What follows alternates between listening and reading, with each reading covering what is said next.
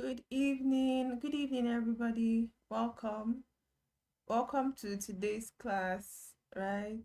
I feel like I firstly need to confirm if you can hear me. So, if you are on YouTube, please kindly confirm that you can hear me. Please, if you're on YouTube, kindly confirm by dropping it in the chat that you can hear me.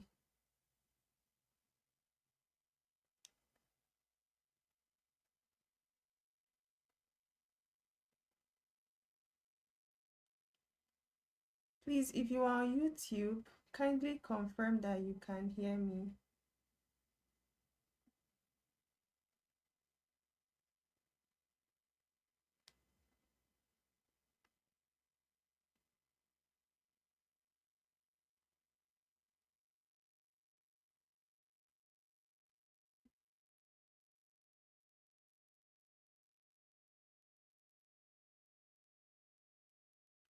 Please, if you're joining us from YouTube, kindly confirm that you can hear me, right? Please, I need to get a feedback so that we can start. Just drop it in the comments that you can hear me so that we can start. We're having like a double class today. So we're having a double class today. So we have to be very, very fast, right? We have to be very, very fast. Um, just drop it in the comments that you can hear me, even if it's only one person that is in class or two people. I don't, anybody that is in class at all, just kindly confirm that you can hear me by dropping it in the chat. Okay, thank you very much, Favor. Thank you. So good evening and welcome. Okay, Monisola, thank you very much. Welcome. So firstly, I need to start by apologizing, right? The past 2 days has been a lot already. The past 2 days has been so much. There's been a lot going on.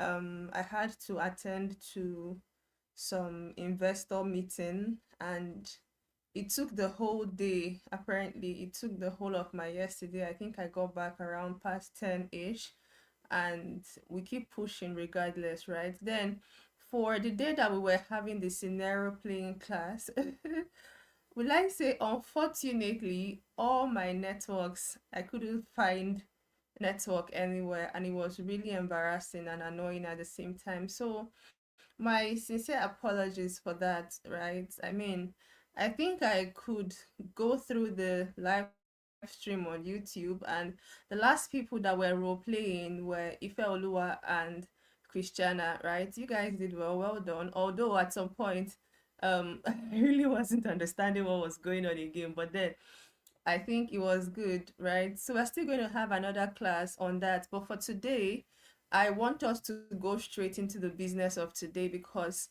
we have two classes and this is the second week of our learning, right? And this second stage is like the more advanced stage, meaning that our classes are going to be more technical, they're going to be more intense, right? And there's going to be a lot of, explaining to do, and I really don't want to be in that position where we don't get to cover up, right? So without wasting time, let me just quickly share my screen. Once you can see my screen, please confirm to me from the only people. Okay, nobody can even join through StreamYard, because unfortunately I don't know why StreamYard isn't allowing me generate a shareable link, but I'll be needing like feedbacks. Yes, if you know, good evening, welcome, how are you doing? Please give me a feedback that you can see my screen, right? Kindly confirm that you can see my screen so that we can continue. I just shared what we're doing today. Somebody should confirm that they can see my screen, please, so that we can start. So today we're supposed to be talking about structuring messages clearly, right? Okay, thank you very much, Christiana. Thank you so much for that feedback. So today we are going to be looking at structuring messages clearly, right? What does it mean to structure your message clearly, and what are the techniques to effective message structuring apparently, right? So I'm just going to go into the business of it. So now the techniques to organize thoughts and structure communication. This is more like an introduction, right? Techniques to organize thoughts and structure communication, right? That's what we're going to be looking at for the bulk of today. Now, effective communication begins with clear thinking, right? Structuring your message ensures clarity, coherence, and engagement. Whether you are presenting an idea, writing an email, or explaining a technical concept, being able to constructively structure your thoughts and communication has its peculiar techniques, right? Now, let me start by going over it again. Effective communication begins with clear thinking. Now, clear thinking is the process of understanding what it is you want to say, right? Being able to articulately understand what you want to share. Now, before we put out the course forms for this particular cohort, we sat down to effectively think of what we want to communicate. There was a clear thought process in understanding that, oh, this is what we want to share, and these are the steps in order to be able to share them. So, for you to be able to communicate effectively, it begins with clear thinking, right? Being able to think articulately and think straightly, right? Now, when you're structuring your message, in you need to ensure that there is clarity, there is coherence, and there is engagement. Now, let me talk about these three words. The first one is clarity. How clear is your message, right? That if a person reads it, they can take action immediately. You can immediately determine or tell yourself that your message is clear enough that somebody can read it and take action. Do you understand? Without necessarily coming back to ask you for questions. Now, let me say we're in this class and I'm actually talking to us in um jargon, like tech jargon, coded English. It's not clear. You people will not understand me, even though the message structure is clear. I mean, even though the message structure is defined, but if it is not clear, then it's going to be very, very difficult for me to say that I have effectively communicated. Now, let's talk about coherence. What is coherence? Understanding that people can comprehend what you are saying, right? If you want to pass a message and I cannot understand it, and to you, you feel like, oh, you've passed your message, but I cannot understand you. So your message is not coherent. It is not understandable, right? And this is where a lot of stakeholders can be. And that's why there are so many back and forth in terms of stakeholder communication. You are communicating with a stakeholder, but it is not coherent. He is not understanding you. It is not clear because you're speaking in the language that he doesn't understand, right? Now, the next one is engaging. What is engagement? It means that the person is interested in what you have to say. Right now, if your communication is not engaging, you would lose your audience in between the communication. Do you understand? Now, it means that when your message has clearly been structured, they understand it. That's when they can engage. And engagement, the signs of engagement includes feedback, right? If a person is not engaged in your conversation, you can barely receive feedback. Do you understand? So that being said, I think I want to read the last paragraph again, which is being able to constructively structure your thoughts and communication has its peculiar techniques, and they include number one, understand your purpose before you begin, right? Understand your purpose. Why am I trying to communicate? Why am I trying to communicate? Now, before you begin, you need to ask yourself, why are you communicating? What is it? What exactly do you want to communicate? Are you communicating to inform, persuade, collaborate, or solve a problem? Do you understand? You need to understand, why am I communicating? Now, this class, I'm talking to us. Why am I talking to us? Right? Why am I communicating with us? I'm communicating with us because I'm trying to teach, I'm trying to inform, I'm trying to educate. That is my why. Now, another person's why in terms of, reaching out to you can be to ask for Christmas money. Why? That is the why behind why they are communicating to you. Another person's why in communicating to you can be to gossip, right? Almost time to gist. Let me go and gist with my body. That's their why. Another person's why in communicating to you can be to get emotional support. I'm going through a lot. So much is going on in my space. And okay, Marigold is the only person I can talk to and she would understand me. That is their why. So before you can structure your communication clearly, you need to understand why. Why am I communicating? Now, the second question is, what is the desired outcome, right? What do I want to achieve from this? If a person comes to meet you and they're communicating their problem, why are they communicating that problem? Because the end result is that they need a solution. If I come and meet you and talking to you about my house, and then my landlord now chased me out and he locked the door and he put quit notice and he put don't enter here by December. At the end of all of my stories, there is a why, and that why is a desired outcome. What is my desired outcome? I want you to give me money. Either I want you to borrow me the money, or I want you to dash me the money, or I want you to sympathize with me. All right, now you need to understand what is my desired outcome. As a professional, before you start sending a message to your team lead, why am I sending this message? Right, am I trying to inform him about a deadline issue?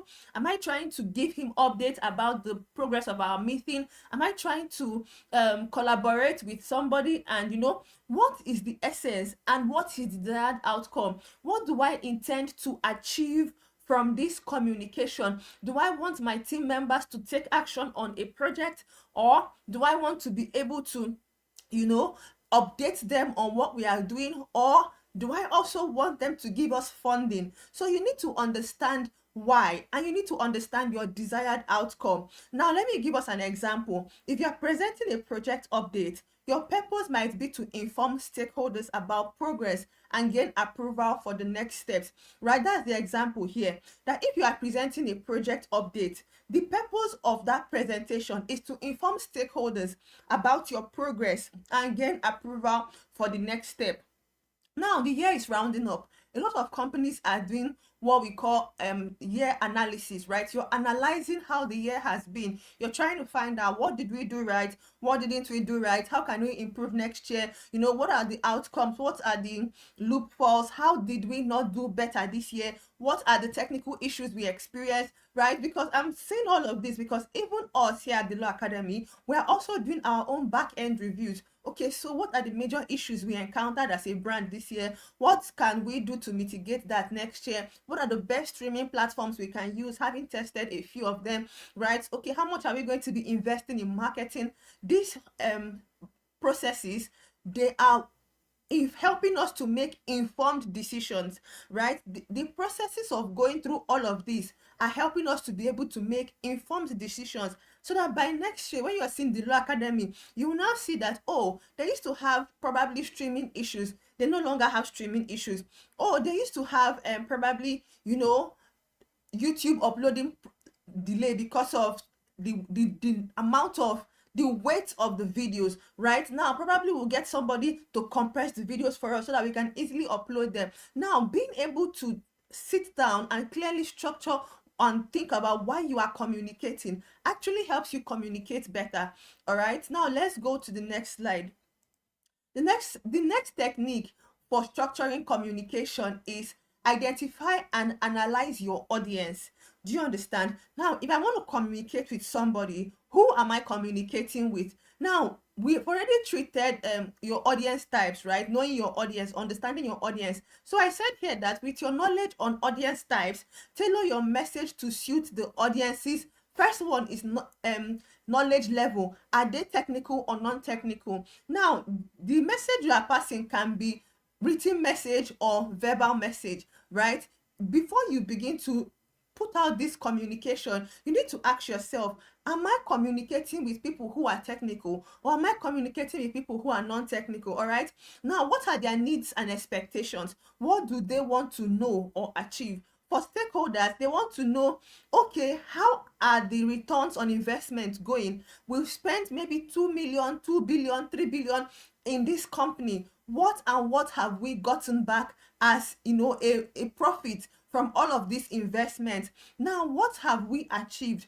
Okay, probably this year we achieved visibility. We're able to build our brands. We're able to put ourselves out there. All right, now with this visibility we have gotten, how can we start doing targeted marketing, right? So you need to understand the needs and expectations. Now, what are their preferences? Do they prefer high-level summaries or detailed explanations? Now, what do I mean by high-level summaries? Most of the time when you're dealing with stakeholders, right, they just want to know how you went from point A to point B. They don't really need all the details. But when you're dealing with your team members, they can take in all the details that you have to give, because you people are a team. It is the degree to which they understand your department that they can function as function better in their own department, right?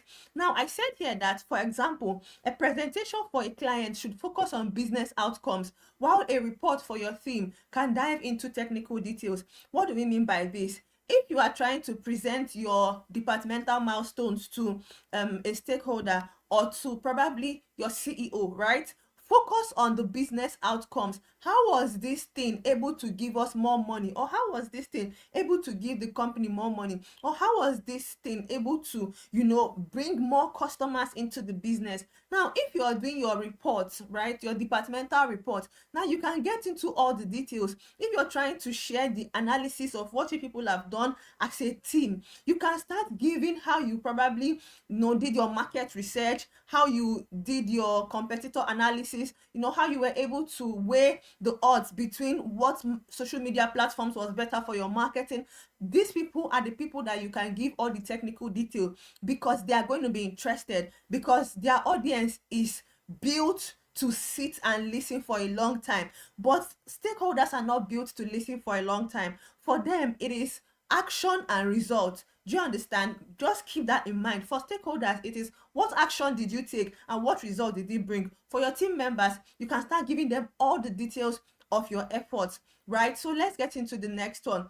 Now, another technique for structuring communication is use a communication framework by organizing your message using the pyramid structure. Now, there are different types of communication frameworks, right? First of all, let me explain the pyramid structure. Now, you can see this pyramid that is here, right? The pyramid has a base, and the base is the bigger part of it. And now it is tipped up, which is like the apex, the climax of the pyramid. This is like the zenith of it. Now, in this type of communication, right, in this communication structure, you have starting with the main point, right, which is the zenith. In using the pyramid type of communication, you are starting with the main point. You are telling them what they want to hear first. Do you understand? You're giving them what they want to hear first. Now, when you are breaking it down, you can now enter into following with supporting details in order of importance. Do you understand? Then you can conclude with the listing, which is actionable insights or recommendations. I'll take that again. If you're using the pyramid structure of communication, you want to tell them what they want to hear first.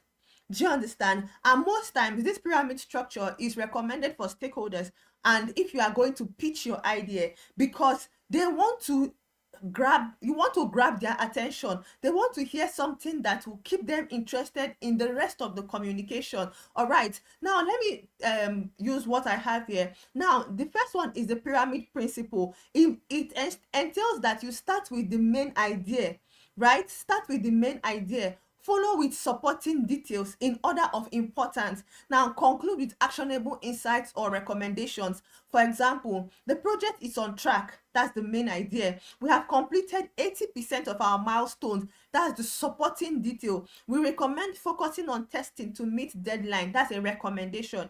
Now, I'll take the example again. The project is on track. Now, that's what they want to hear. That's the main thing you wanted to pass. We have completed 80%. That is the progress report. That's like a supporting detail. That's like giving them a flesh into the main thing that has made you conclude that the project is on track. Because you cannot say the project is on track and you've only done 20% out of a full year. That project is not on track. The project is off track. But now you can see that it's written here that we have completed 80%.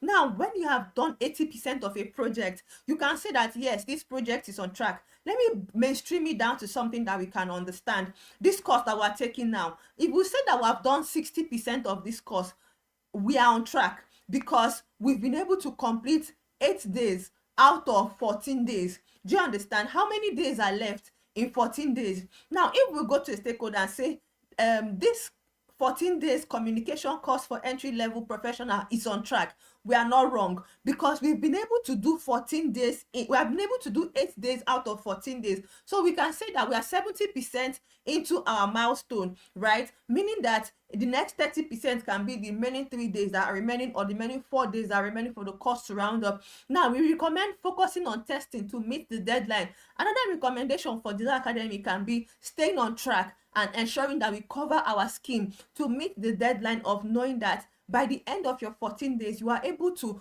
cover a holistic package that allows you at least have a fundamental knowledge of what effective communication should look like. All right, now this is about using the pyramid principle of communication. Start with the most important thing, then you can bring it down to, recommendations and probably suggestions. Do you understand? Now, the second technique is the 5W1H method, right? I'll take that again. The 5W1H method. In this structure, you have to answer the what, why, who, when, where, and how to create a comprehensive message. Now, I'll say that again. In the 5W1H method, you are using the what, why, who, when, where, and how. Now, let me, for example, we need to integrate a new API. That is the what, right? To improve system efficiency. Why are you integrating a new API? It is to improve system efficiency. Now, by collaborating with the development team, these are like the who are the people involved in this project, right? Now, you can, because it's a team, we didn't put the where, because mainly it can be online. Or now you can say some of our meetings are going to be done online, or our brainstorming sessions can be done online. That's the where. And completing it by Q4, that's the when, right? That's the deadline for it. I hope you understand that in the 5W1H method, you're looking at the what do you want to do? You're looking at the why are you doing this? You're looking at the who are the people involved in this? You're looking at the when, what is the deadline for this? You're looking at the where is this going to take place? You're looking at the how can you measure, outcomes, right? And the when tells us about when are you going to conclude the project. That's the milestone. I hope this is clearly understood, because it's really easy, and that's why there's an acronym which is like the 5W1H. Now, the 5W is what, why, who, when, and what, why, who, when, where, right? Then the 1H is how. Do you understand? It's very simple. Now, the third one is problem solution framework. That's like problem to solution framework. In this structure, you are presenting the problem first, followed by the proposed solution and its benefits. All right, this is problem to solution framework. Now, in your techniques of communication, these are like the various techniques that you want to use in communicating. So it's up to you to decide, okay, who am I communicating with? Which of these techniques is better? Now, when you figure out who you are communicating with, you now decide, okay, what am I communicating, and which of these techniques is better? If you are communicating project outline or project, deliverables, you have to ask yourself, which of these techniques will allow me get their interest? Which of these techniques will allow me keep their attention? Do you understand? Now, when you are using the problem to solution framework, you need to start by presenting the problem first, right? Followed by the proposed solution and its benefit. For example, users are experiencing delay in the app. That's the problem. The problem that you want to communicate is that users are experiencing delay in the app. Now, optimizing the backend system, that's the solution, will reduce load time by 30%. That's the benefit. Now, for people who have a brief understanding about what load time is that the harder it takes your website to load, the more people lose interest in coming back to your website, right? And so this can be a major problem. Load time is a very big problem for developers and tech people, because they know that attention span has reduced. So if your website cannot load in the fastest possible speed, then it means that you'll be experiencing logs, like backlogs. It's going to be very difficult for people, to stay on your website for a long time, especially when it has a lot of pictures. If you're dealing with picture-based websites and those pictures are taking time to load or boot, right, people would automatically lose interest, because to them you are wasting time, you are wasting their precious time, and they don't even want anything that will waste their time, right? So I hope that is clearly understood. I hope that is clearly understood. Now we're going to take questions at the end of the two classes. Because we are doing two classes today, questions will be attended to at the end of the two classes. So if you have questions in any of the classes, write it down, right? So that by the end of the two classes, we will have time to attend to questions. For now, I'm trying to ensure that I give us a detailed explanation of everything that we are learning today. All right. Now, the first one is create a logical flow. Do you understand? Most time, that's the fourth technique in communication, is starting by creating a logical flow. Ensure your communication follows a coherent sequence. Do you get? This is the one that is very commonly used, which is starting by the introduction. Good morning, everybody. My name is Marigold Okoye. I am the founder and media communications trainer of the Law Academy. Now that's an introduction. It is very common. The body. The Law Academy is a brand that ensures that professionals gain holistic work experience by developing their soft skills. We are in business to help people move from point A to point B in terms of soft skill understanding. That's the conclusion. Now, if you are using a logical flow method of communication, you start with the introduction, you get into the body, which is like the main point of the conversation, then you get to a conclusion. All right, so when you are creating or using a logical flow in your technique of communication, there is introduction, there is the body, and there's conclusion. Now, for contextual example, the introduction can be, today I'll explain our strategy to improve customer retention.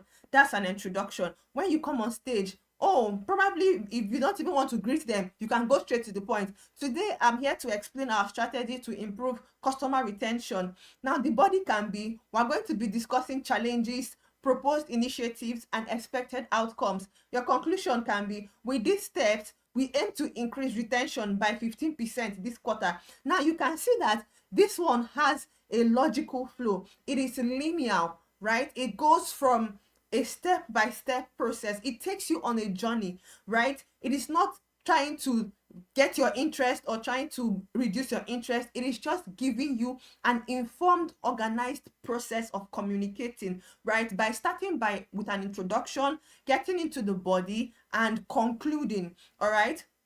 Now let's go to the next one. The fifth one is mind mapping for thought organization. This is another technique for structuring communication, right? We have mind mapping for thought organization. What is mind mapping? Being able to holistically see the steps you need to take and then structure them in such a way that you are able to start with what is important and have a decent conclusion. Now, let me read what is here. Use a mind map to visually brainstorm and arrange your ideas. Now, before you start communicating, you can use a mind map, right? What is a mind map? Okay, who do I need to communicate with? You have it in your mind already. I need to communicate with my department, right? Now, for my department, who else is supposed to be involved in this communication process? Okay, I'm going to have to copy, the stakeholders. All right, after the stakeholders, are there any other person that would actually give a valid input in this progress report that I need to add? Now, when you are doing mind mapping, you are starting with the central topic in mind. The central topic can be, I need to deliver or give a progress report for 2024. That's the central topic. Now branch out into other subtopics and details. Okay, so in your subtopics, you can have, I want to talk about, quarter one, what we did in quarter one. I want to talk about what we did in quarter two. I want to talk about what we did in quarter three. This is you branching out from the holistic idea of doing your progress report. Now, you now have to rearrange and prioritize branches for clarity. Okay, if you have told yourself that you want to do a progress report and you're reporting in milestones. Now, if you need to rearrange it, it can be, all right, so instead of reporting in milestones, why don't I report by weekly? Right, you open your diary or your smartphone or wherever you have your journal for the year, and you say, instead of doing this report maybe by quarterly, let me now do it a weekly report. So you are branching out, you are rearranging, you're prioritizing, you're asking yourself which of these ones should come first, right? But with the benefit or with the help of a mind map, you are able to structure what you want to share. You are able to structure what you have in mind. You are able to, give a visual overview of what it is you want to communicate. Now, an example of mind mapping can be when presenting a presentation, when preparing a presentation, your mind map could have branches for introduction, key findings, challenges, and recommendations. Now, this is when you are preparing a presentation. Your mind map, before you start detailing it down or writing it out, the first mind map you can create is your introduction. Okay, after your introduction, you can now have your key findings. After your key findings, you can look at challenges. After challenges, you can move on to recommendations. Right now, you must have a clear thinking process, and that was why the first thing I told us, that in being able to structure your communication clearly, it starts with clear thinking. Right, clear thinking helps you know what should come before the other and what should come after the other, and how you want to communicate each milestone, because for each step you are taking, there is a technique in communicating it. If I want to communicate progress report and probably financial expenses, the technique I'm going to use will be different from when I'm making a presentation. Right, if I'm making a presentation and the presentation is for probably entry level professionals, the technique I'm going to use will be different from when I'm making a presentation to professionals that are 5 years in. And this is why you have to understand your audience. This is also why you have to know, who am I talking to? Right, what is their level? That's where the knowledge level comes in. So with all of this information, you can make informed decision. The reason why we go through all of this communication process and techniques in communication is to be able to make informed decision and achieve a desired outcome.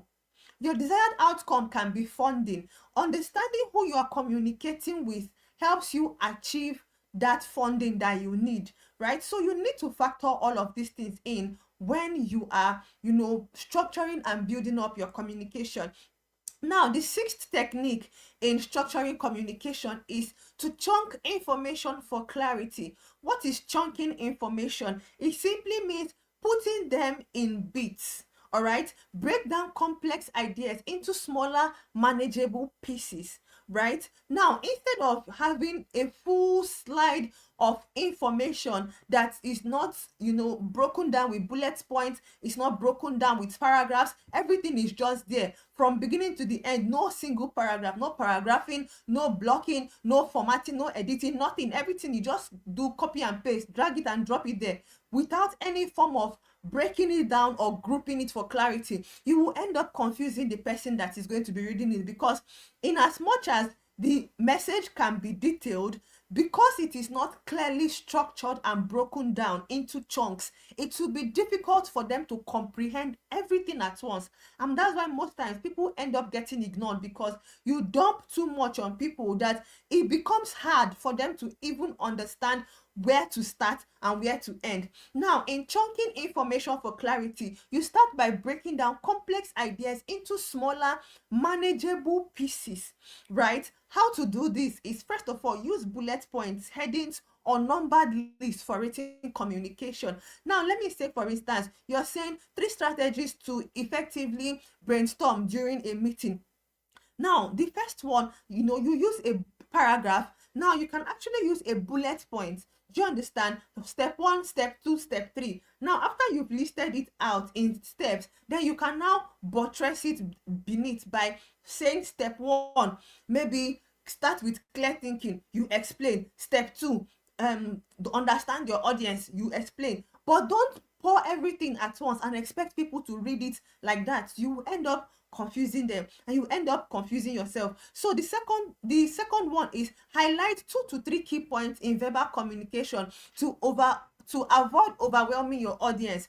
Now, for instance, you are online and somebody gives you 12 ways to effectively communicate. Even me, that's a communications trainer, I can't sit down and listen to 12 ways to effectively communicate, because before you get to number 12, I've forgotten number 1. Do you understand? What is the best way to be able to impact? What is the best way for people to be able to get value from what you are doing? 3 ways to improve your communication in 5 minutes. Good, beautiful. I'm going to listen to you, because 3 ways, I mean, before I say 1, 2, 3, I'm in 3. But give me 12 ways for what?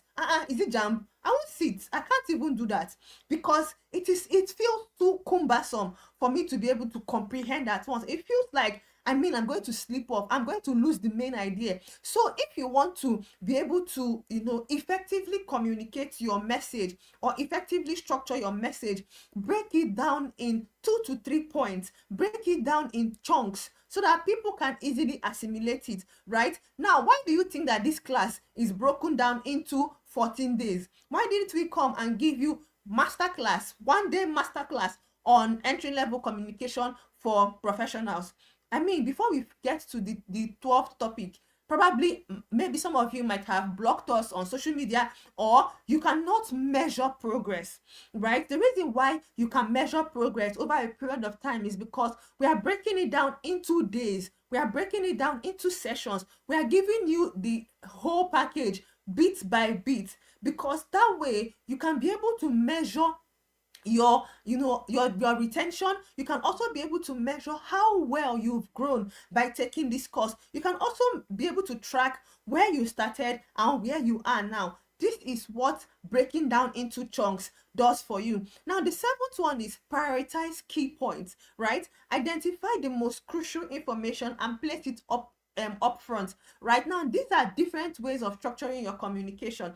For instance, when you're prioritizing key points, is if you are under a deadline or a tight time presentation. What do I mean by a tight time? They come to tell you, oh, you have 15 minutes to make a presentation for your team on what you people have done for 2024. Now, you cannot start by telling them how you guys sat down to brainstorm. That 15 minutes will finish and you've not gone anywhere. For presentations like that, right, you have to start by prioritizing what is important. And how do you do this? You give a quarterly breakdown of your progress. How many quarters make 1 year? 4 quarters. Okay, in Q1 we were able to improve conversion by 10%. Q2, we are able to improve conversion and retention by 20%. In Q3, we are able to increase retention and customer loyalty by 60%. In Q4, we've been able to convert 60% of our loyal customers to referring customers. Now, with that, you are able to prioritize what is important, right? You're able to give them what is important. This type of points or this type of communication can either be used when there is a tight time, or when you are dealing with stakeholders, right?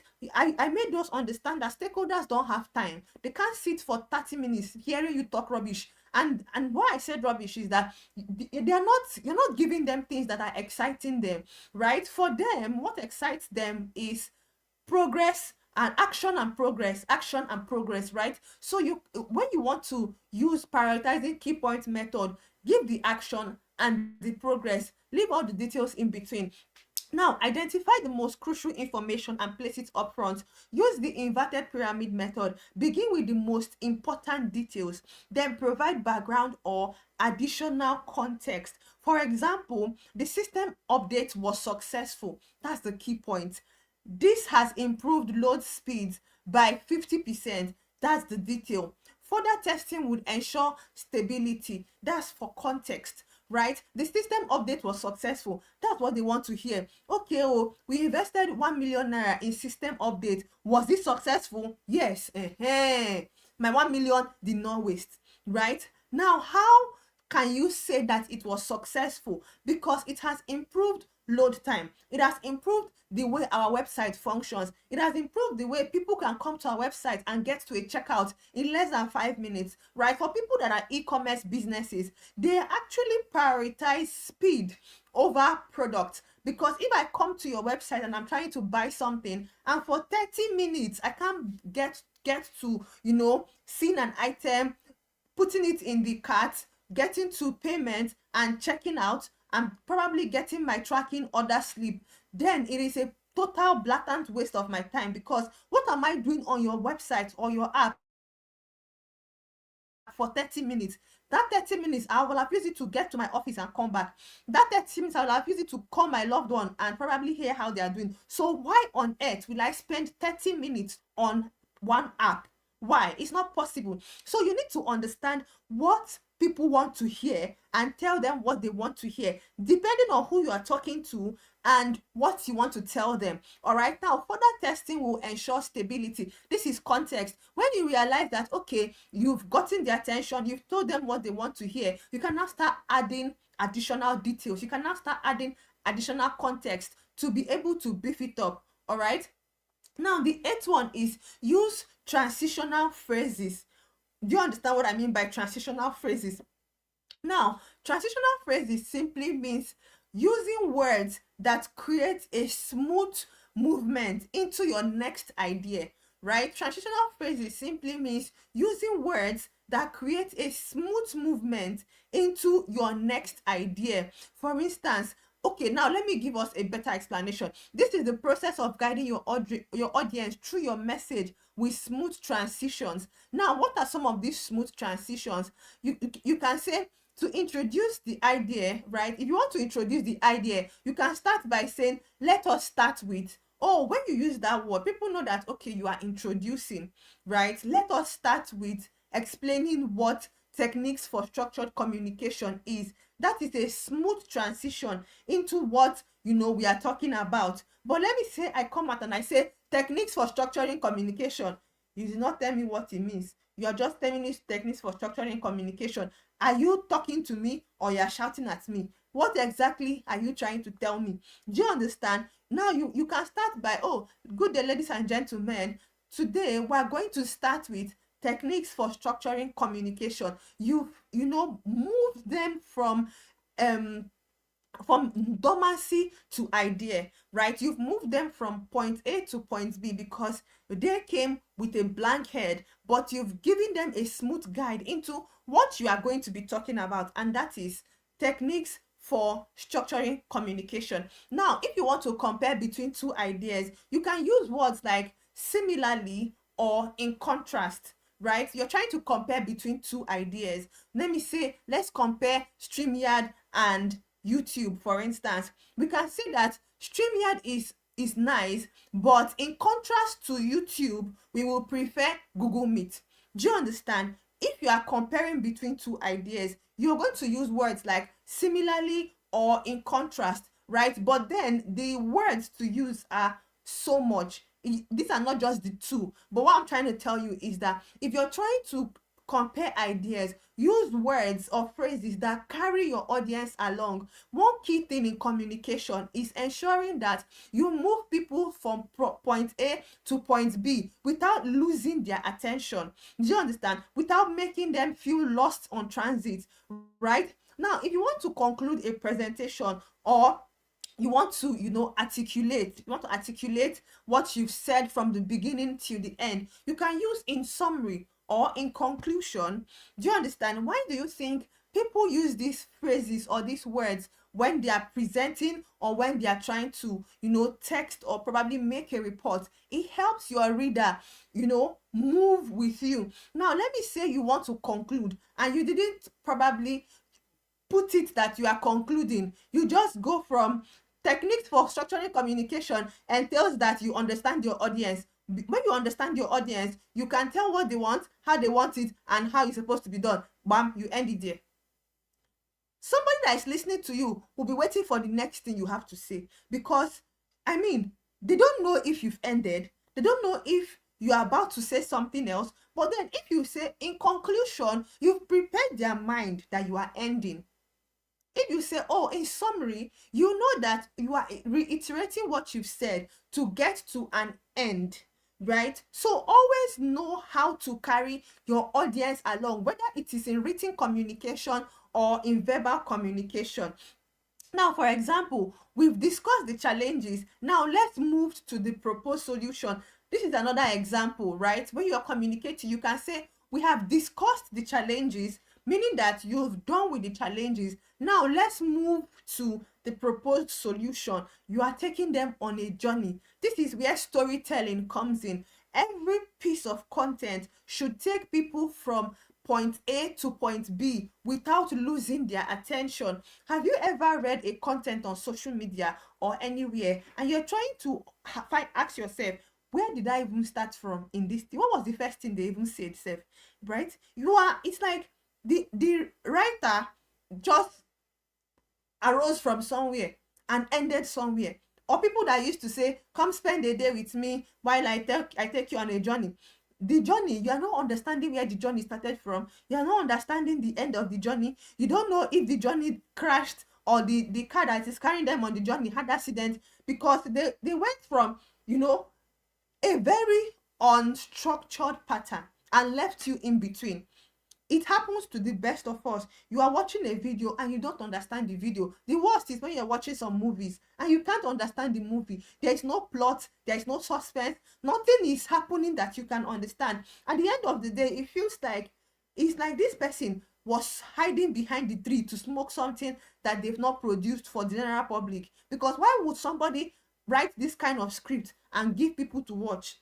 Do you understand? So most times we need to always carry our readers or our audience along. The key message here is carrying your audience along by infusing transitional phrases that makes them know what you are about to do next, phrases that helps them know what you are about to move into, so that they are not lost on transit.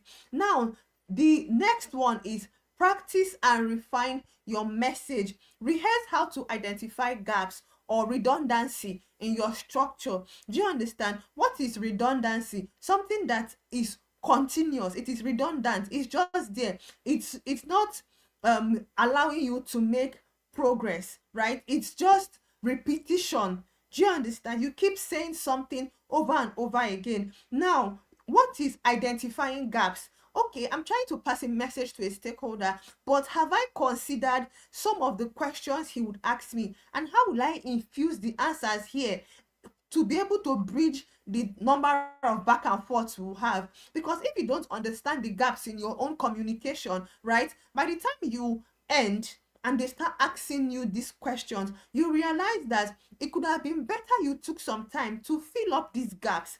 It could have been better you took some time to understand what are the things that are missing and find a way to fill them up, right?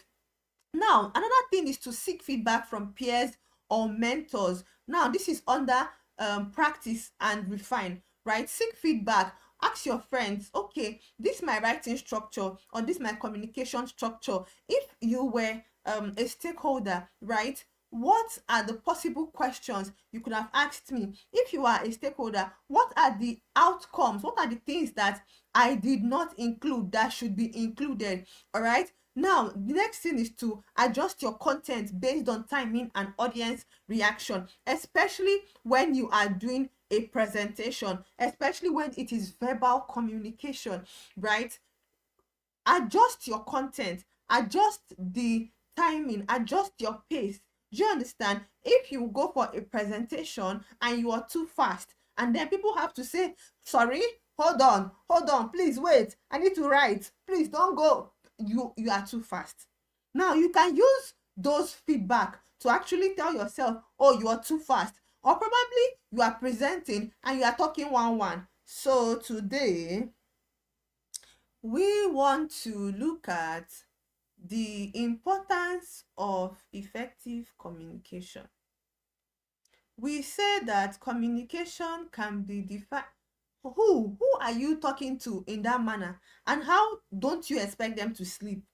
And the worst is if you're now talking to Gen Zs, and that's why you need to understand the time frame or the age demographic of the people you are talking to. If you are talking to elderly people, right, who their minds and their attention span are still intact, right, they are done with life have messed them up, they have messed life up, they have all the time in the world to listen to your sermon on the mount. But if you are talking to Gen Zs, you need to understand that the pace of your communication either keeps them interested or makes them lose it. Do you understand? So always adjust your content based on timing and audience reaction, right? Now the last one is to visualize the structure. Do you understand? visualize the structure. And this is what we do at the Law Academy. We have a structure. We have a structure in terms of our teaching. There's always an introduction, there is a body, there's a conclusion, but we cannot verbally tell you these things without using slides. Now, for different presentations have different structures. Do you understand? If you are doing a presentation, for instance, use slides to emphasize structure. Why do you think I would say let's move to the next slide, let's move to the next slide? Now, these slides help us manage, what we want to share, that we're not bombarding you with too much information, and we're not talking about one thing so much that we don't forget to move. Because if you don't have a structured slide, for instance, you can talk about one thing for 30 minutes, and by the time you're done for that 30 minutes, you realize that you have a million other things you are supposed to talk about, but you spend so much time talking about one thing because there's no structure. Now, when you are using slides, for instance, your first slide can be, purpose and agenda. What are we doing? What do we hope to achieve? Your second slide can be key points. When you are giving your key points, you add visuals. Your fourth slide or your fifth slide can be summary. It depends on the length of the presentation and the time allocated for the presentation. Do you understand? So let me say, for instance, you're making a presentation of 50 minutes. In 50 minutes, how many slides or how many number of slides do you need to be able to exhaust 50 minutes? What information are you going to separate? How will you separate your information to be able to exhaust the 15 minutes? It's very, very important that we put all of these things into consideration, because most of the time we do not, consider how long our time is and how we should break what we want to say down into different structures. Now, that's about slides, right? For documents or emails, use clear headings and subheadings. Now, for the people that received emails from us, you always see things like the law WhatsApp, congratulations on earning your spot. There is a clear heading. When a person has a clear heading, they have a brief overview of what the communication or what the content is going to be about. Do you understand? If there is no clear heading, most times it makes people not to even want to read it. That's why you have to pay attention to things like formatting your documents for readability. What is the clear heading? What do you want to say? 15 ways to not be a talkative. That's a clear heading, right? Now, the subheadings can be first topic, avoid over emphasizing. You are already giving people, ways to enjoy your reading. There are some readings that are enjoyable and there are some that are not enjoyable. There are some blogs that you will go to and you just want to stay there because there's a clear heading that attracted you. Now, another thing that having a clear heading does is it grabs attention, right? Why do you think that people who write on LinkedIn will tell you to use hook? Hook, hook, hook, hook, hook. What is hook? Hook is that word or that catchphrase that people will see and want to read your content. Why do you think that people emphasize so much on the beginning of your content? Why do you think that people actually want you to be able to structure your communication in such a way that people are already interested in what you have to say by just seeing the topic? Right? So this is what documents, like when you are communicating or you're trying to write a document, start by having a clear heading. Now, in writing, short paragraphs and bullet points, right? Especially in written communication, keep your paragraphs short and use bullet points. Do you understand? Keep your paragraphs short and use bullet points. Now, I said here that organizing your thoughts and structuring your communication ensures your message is clear, impactful, and audience focused. By mastering these techniques, you'd enhance your ability to convey ideas effectively, whether in meetings, emails, or presentation. Consistent practice is key in mastering structured communication. Do you understand? Consistent practice. And that's why, if you people understand what we said when we started this cohort, we said learn to document your writings. Learn to document your writings, right? We've come to the end of the first class, but then I would have said let's have questions, but I said we're going to entertain questions at the end of the second class, right? But then let me just summarize what we've learned from the beginning till now. We started with techniques to organize thoughts and structure communication. I made sure that I told us that effective communication begins with clear thinking. I think I'm very sure that that one is understandable. The first thing we mentioned was to understand your purpose. Before you begin, ask yourself what these questions: why are you communicating? What is the desired outcome? And what do you want people to take away from your message, right? I'm trying to recap for people that did not join us from the beginning. Now, the second thing we talked about is identify and analyze your audience, right? We've talked about audience, understanding your audience in one of our classes. So if you were in that class, you would know when we talk about knowledge level, needs and expectations, preferences, and all of that, right? Now, the third thing we talked about is use a communication framework, right? What type of communication structure would you prefer? What type of framework? Is it the pyramid framework where you start with the main idea and then you conclude with actionable insights, or you want to use the 5W 1H method, which is the what, why, who, when, where, and how, right? So which of these techniques work for you? Or are you going to be using the problem to solution framework, where you start by presenting the problem first, you follow it up by a proposed solution, and you end with benefits? Then are you going to use a logical flow? Are you going to use the linear flow, which is very common to all of us, where you start with an introduction, the body of the message, and then a conclusion, right? And now it all depends on which one works for you.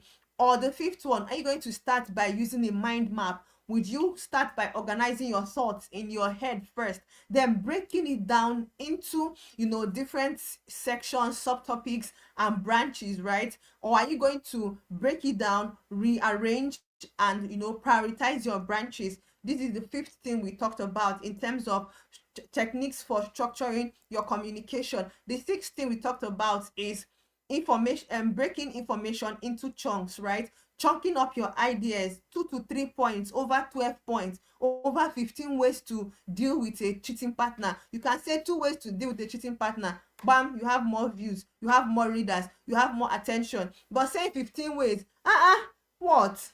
A whole 15 ways. Do you want to kill the person, right? So you have to chunk information into smaller bits so that people can easily understand it. Now, the seventh one is to prioritize key points, right? Identify the most crucial information and place it up front. Now, I told us that in this particular one, it's when you're working with a short time, right? Probably you have 15 minutes to make a presentation, or you're dealing with stakeholders, and you know that stakeholders don't have time. I've emphasized on that a lot when it comes to stakeholder communication. They don't have time for you to do your whole I didn't sleep in the night, I woke up last night, my dog died, my cat cried, my mom fell out of the bed, my younger sister peed on the bed. They don't care, man. Just go straight to the point. What is the action, and what results did it produce, right? The eighth one is using transitional phrases, carrying people along, giving them a story, guiding them through, right? Don't just start and end. Nobody knows where you started from, where you ended,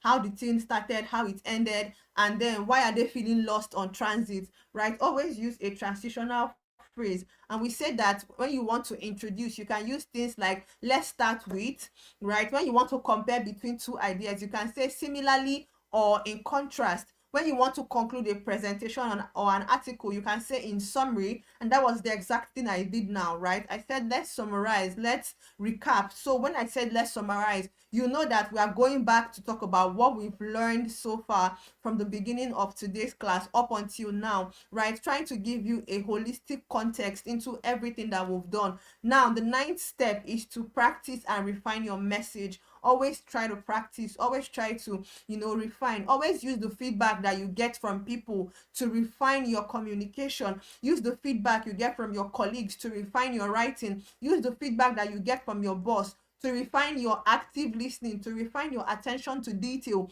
Most times when a person is complaining about something and you refuse to see the angle they are coming from, it actually means that you lack active listening, or you do not pay critical attention. I know we talked about that in our active listening class. All right. Now the 10th one is to visualize the structure. Now I told us that for presentations you use slides. What does slides do? It helps you not to dwell so long on a particular topic, right? Then in breaking down your slides, you can, it depends on the timing that it's allocated to you. If it's a 50-minute slide, how many things do you need to say, or how many slides do you need to have to be able to exhaust 50 minutes? All right. For documents and emails, I told us to use clear headings and subheadings. All right. For clear headings, this is where the hook comes in. What do you want people to, how do you want people to continue reading this thing if the beginning is not even interesting, right? People need to be able to be interested in it from the beginning before they can even read it till the end. Now I also told us to use short paragraphs and bullet points. Keep it short, use bullet points, break it down in chunks, allow people, understand you from your writing. They don't need to hear you to understand you. If you read a clear document, it's clear because the writing is clear. Do you understand? I don't need to read your document and still call you to come and explain it, then your writing is not clear. Do you understand? Most times, in a team, you write a document, then your team members still have to call you, please come and explain this thing that you wrote here. It means that it's not clear, and that action is a feedback that tells you that this your writing structure, balance, it's not correct. Do you understand? So you always have to, find a way to ensure that you use the feedback you get to better and improve yourself. All right, so I'm going to give us like 2 minutes to be able to put our questions in the chat box if we have any questions while we go into the next class, right? So use these 2 minutes to put your questions in the chat box. Use these 2 minutes to put your questions in the chat box while I try to share the second slide. We are done with the first class. So if you have any questions from the first class, please put it in the chat box. Yeah, I think I can get the comments from YouTube over here on StreamYard. I can actually see it. And somebody is asking if there is no, what's it called, if there is no StreamYard link. No, dear. And I think it's Sekibo that asked that question, right? There is no StreamYard link because the place where I can copy the link and share is not generating a link for me, and I don't know why, right? So I'm grateful that we now have YouTube. At least we can always move forward, right? Although I've not tried it now, but as at the time when I shared the link to us, it didn't allow me copy the link, right? So I think probably when I need to get your questions, I might try again if it would work. If it doesn't work, we would have to text, right? So you have to just text me the questions on YouTube, then I can read it out and answer them from here. All right, ladies and gentlemen, we are going to be transitioning into our second class, right? We have to transition into the second topic that we are dealing with for today. We are done with day 8, right? And I need to sincerely apologize for jam packing these things like this. Sometimes we plan, but life plans for us, right? Sometimes you plan that you're going to do one class a day for 14 days, and then some things come up that are beyond your control and you just have to merge these classes.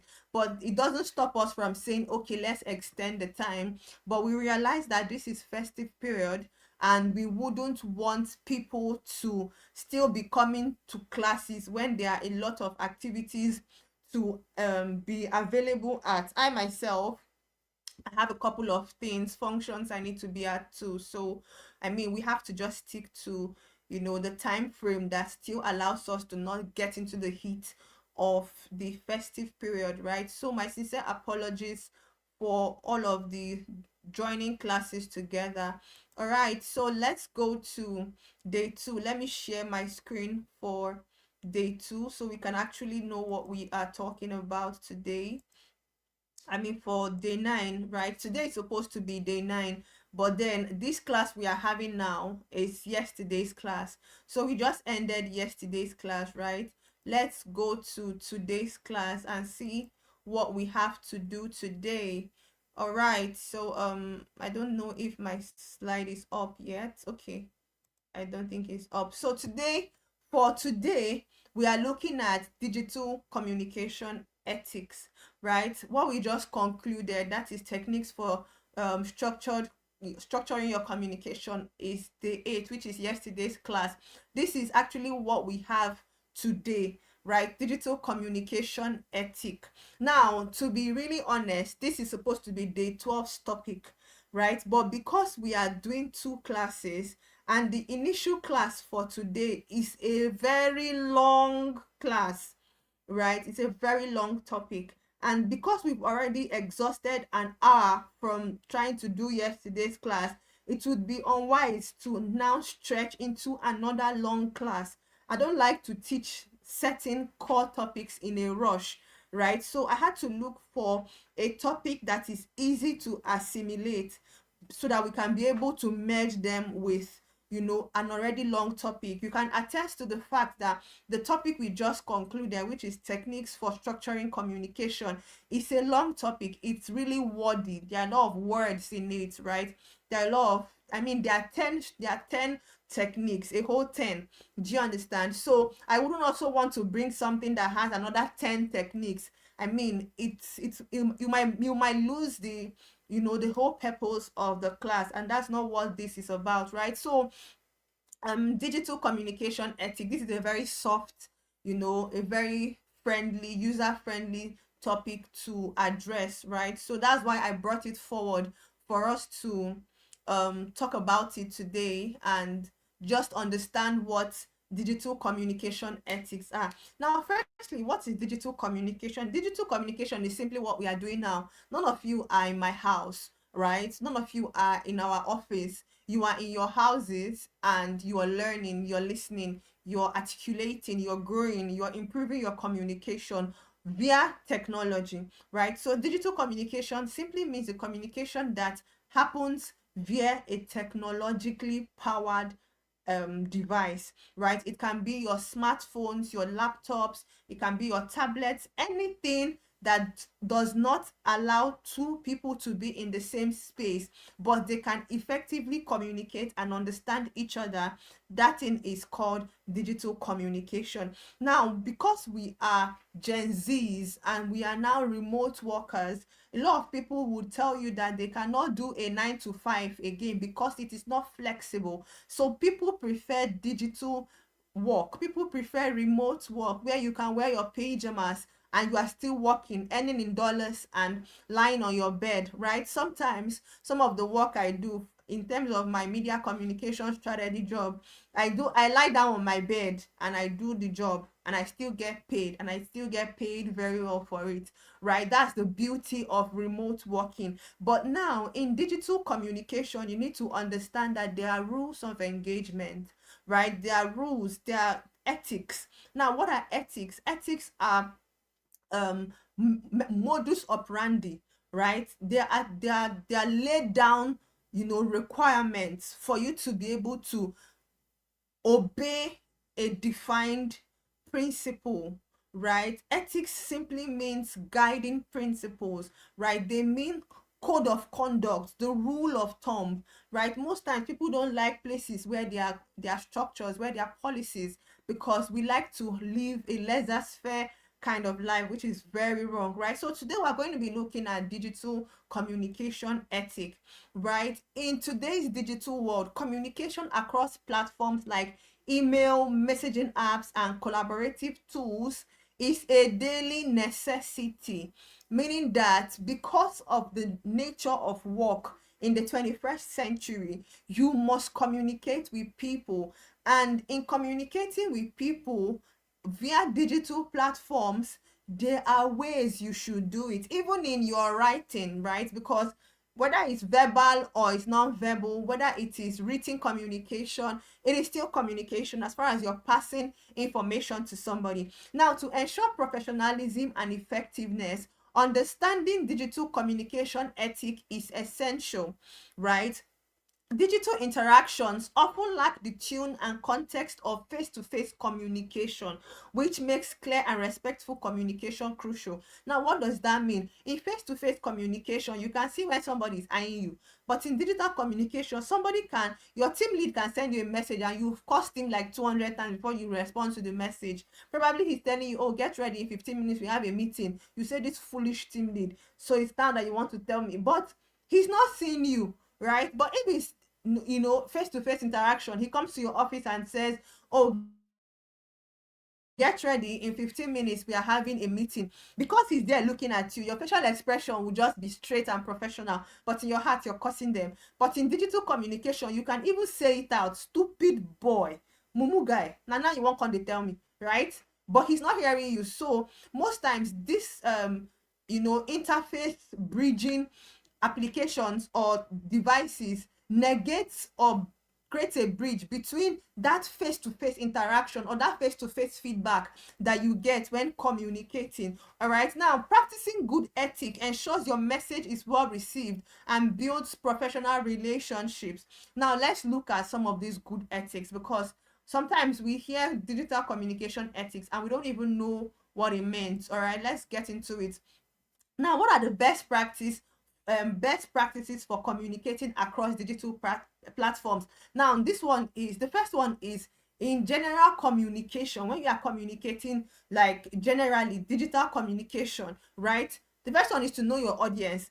One thing about communication is that you always see this know your audience. You always see it, because the best way to either tell yourself that your communication is successful or not is that you target an audience and they receive it the way you intended it to be received, right? So in general digital communication, know your audience, adjust your tune. Are you talking to a stakeholder? Even if you are not there with them physically, right? Or probably it's a virtual meeting like we're having now. If you notice, most times when there is an error or probably we don't meet up to certain expectations, I'll always apologize, even if you're not in my house. But I'm apologizing to you because it is ethical to apologize, right? It doesn't matter if you're not going to beat me if I don't apologize. I mean, for the want of it, it's a free course. But then you have to respect people, right? Ethics simply means respecting people, irrespective of whether they are in your space or not. Because if I say, after all, now my course, now my academy, now my data I dey use, now my this thing, if I put class today, I fit put another one next tomorrow, whether you like it or not, e no concern me. No, that's wrong. It's 100% wrong. It means that you don't respect the people that you are speaking to, right? And one thing about communication and effective leadership is respect. Do you understand? So know your audience and adjust your tune, language, and level of formality based on who you are communicating with. For instance, use formal language for clients or senior colleagues. Adjust to a conversational tune for team chats or peers. I'll take that again. If you are trying to communicate digitally with a client, I think somebody asked if it's okay to use emoticons. What are emoticons? Emojis, right? The full pronunciation is emoticon, right? So somebody asked if it's okay to use emoticons in your communication, right? In your message, is it okay to use emojis? Now I told him that I think it's one of the first classes that we had rather, right? I told him that it depends on who you are communicating with, especially in texting, right? If you're texting somebody and you're putting love emoji to probably a stakeholder, what is there to love him about? What are you really loving him for? What's that love for? He's not your everyday conversationalist. He's not somebody that you talk to every day and you are using love for him, or you're starting the message with dear. Dear what? How is he your dear? Right? It's not formal. It's not. The formal thing to do is hello Mr. This, or hello John, or hi this, right? Address people by their first names to keep it professional. Now if you are addressing an audience that you are not familiar with, you can use hi there, right? Hi, that's hi, there, THERE, hi there, right? Not hi there. There's a difference. Hi there, that's you, that's hi, anybody that is there. Not hi there. There is more personal, right? There is more, informal. Don't use that informal conversation for people that you're not so familiar with, irrespective of whether it's a digital conversation or a physical conversation. Always keep it professional for people who you are just meeting for the first time, right? The second thing is to adopt a conversational tone for team chats or peers, right? If you're having your peer-to-peer conversation, probably on Slack or Discord or WhatsApp group, right? Keep it more conversational, keep it more friendly, keep it more soft, because these are your guys, these are your people, these are people that know you, you know them, right? Everything is just moving smoothly because these are your everyday people. Do you understand? So keep it conversational, keep it soft, keep it friendly, but then also keep it respectful, because one thing is to always respect people's boundaries, right? Now, in the second thing under general digital communication guides is be clear and concise, go straight to the point, especially in professional context, right? Use bullet points or numbered lists for easy readability. Digital communication can be hard because most of the time, especially when you're texting, right? When you're texting somebody, and that's why this voice note feature that they put on social media is very good, because between what is written and what is understood, a lot of what is meant is lost. Do you understand? Between what I write and what you read, a lot of what I wanted to say is lost. So a person can be angry, very angry, and they are reading your message. Because they are already angry, they are using the anger in them to read it, and most of the time it is not the way you intend it, right? So if they start reading your message from their own personal state of mind, they would invariably reply you based on how they feel at that moment. So most times when you use a voice chat, depends on who you are talking to, it helps the person hear the tune and detach their emotions from the tune associated to the message, right? I hope that is clear enough. Now, number three is avoid misinterpretation, right? Use words carefully to avoid confusion. Stop using big words that you cannot understand. Do you understand? Avoid using words that are ambiguous. Avoid using words that have double meaning. Do you get? Sometimes you can use a word that has double meaning and a person will choose to use to collect the negative side of it.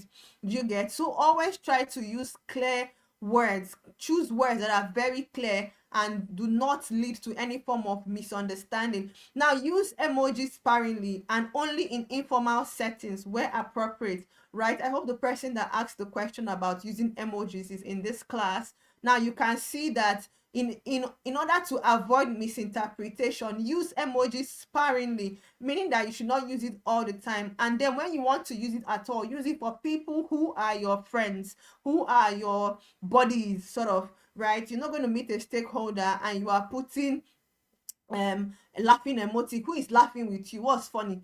Go straight to the point and deliver the message and go your way. Do you understand? There's no need to start trying to, over sentimentalize the whole thing. You would lose the value that they're supposed to place on you as a human being, right? Number four is to proofread before sending.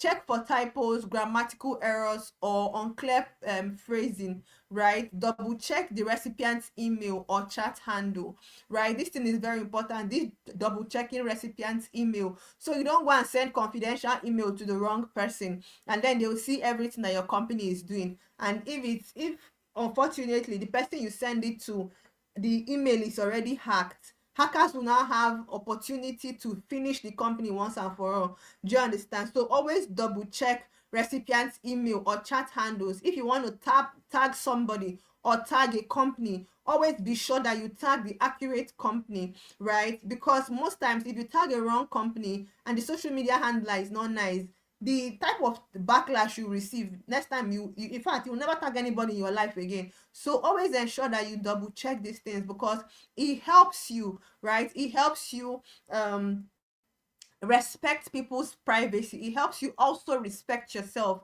as a human being, right? So the next, let's go to the next slide. Now let's talk about platform specific etiquette, right? Platform specific etiquette. The first one is emails. When you are using emails as your method of communication, use a clear subject line, right? Make it specific, right? Example, follow up on project deadline. That is a clear subject line. This one now is for emails, right? This one, when you are using emails or when you are using an email platform to communicate. Use a clear subject line, make it specific.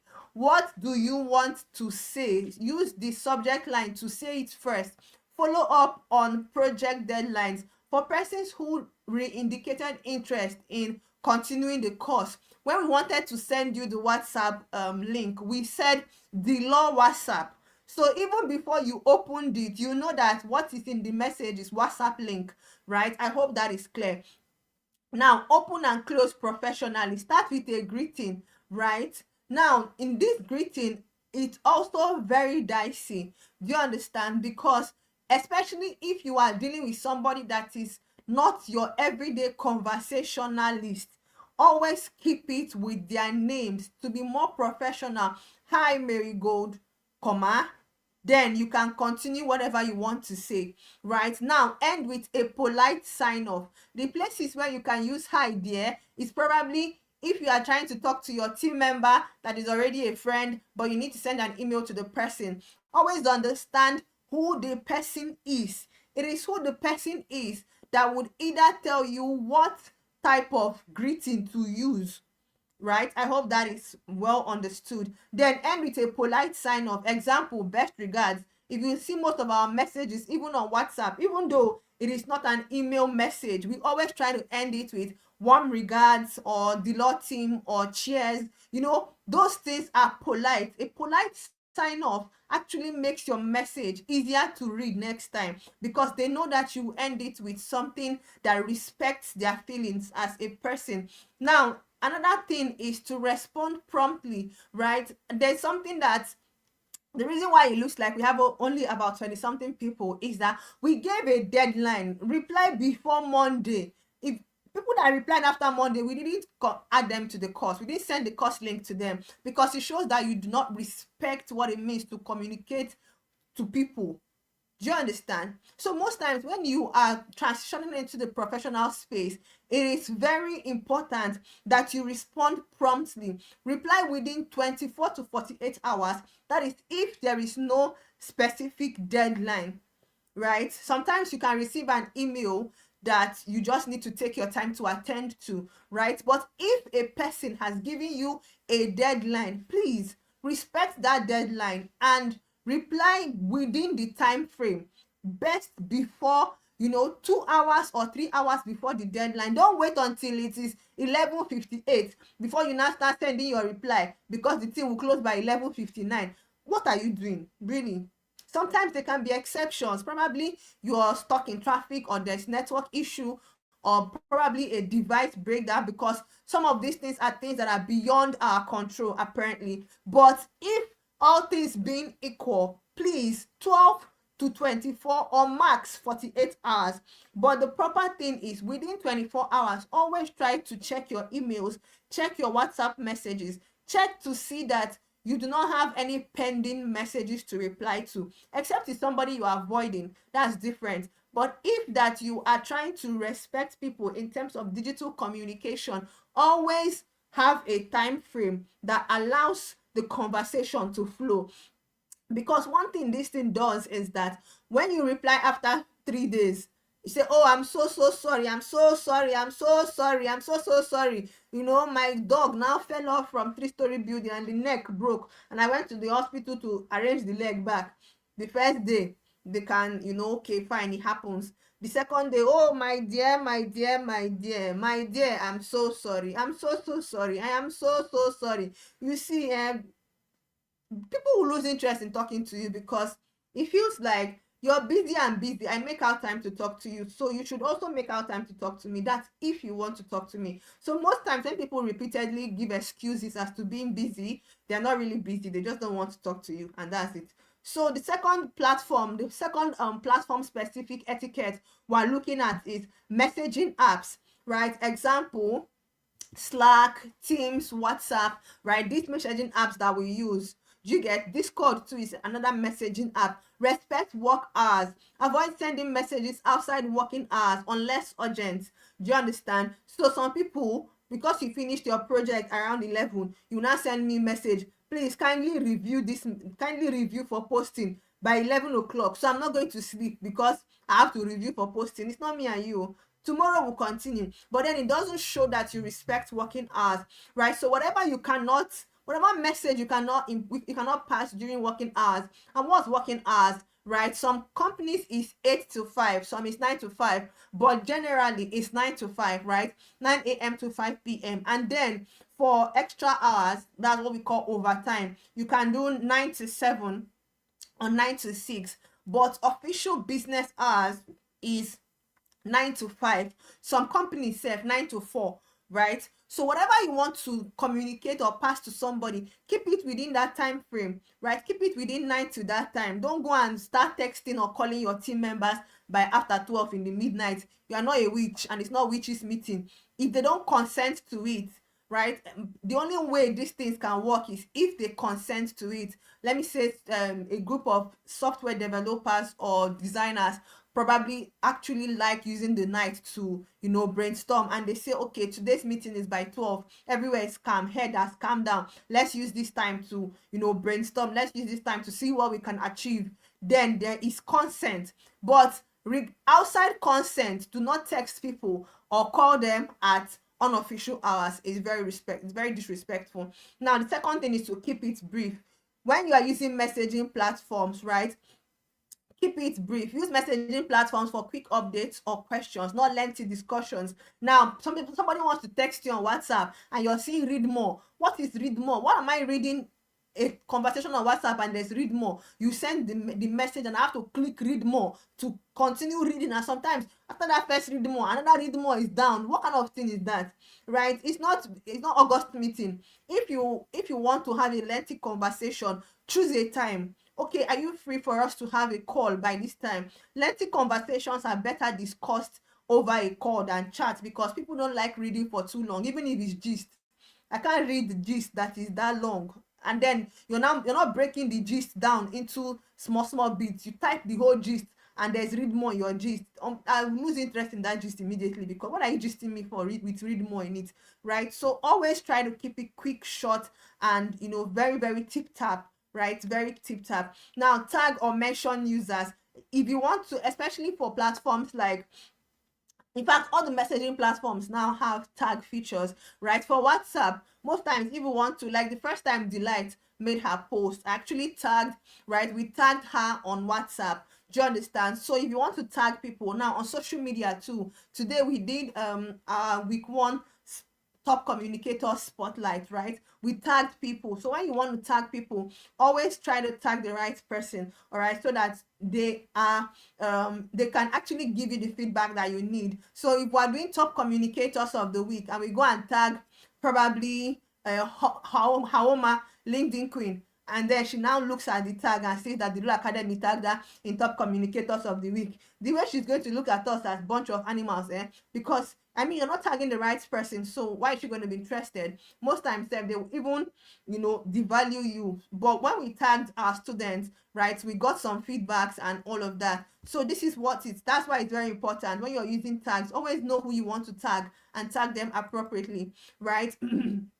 Now, also in platform specific etiquette, when you're doing video calls, test your setup, right? Test your setup. Always test your setup, especially when you're going for things like virtual interviews, right? Look at your background. Do I have enough lighting? My camera, is it clear? My microphone, is it clear? That's why most times I would say, please confirm that you can hear me. I know you can see me because what's it called, on the feedback on StreamYard I can see myself. I know you're seeing me, right? But when you are dealing with microphone and your internet, always test for connections. Test that your mic is working, test that your internet is stable, test that your camera is clear, test that your background is well lit up. Do you understand? If you're having a virtual meeting, for instance, or a virtual interview, this person needs to see your face. Don't go and wear hair that will cover your eye, cover your eyebrow, even put face masks, wear black Google. Are you a witch? Are you an ostrich? Which of them are you, right? Don't do that. So always ensure that you just test to ensure that you are professional in both your appearance and your background. Do you understand? So don't also use excess wallpapers in digital communication. Somebody is doing video call with you, or probably it's a virtual interview, and the wallpaper, there's dragon at the back.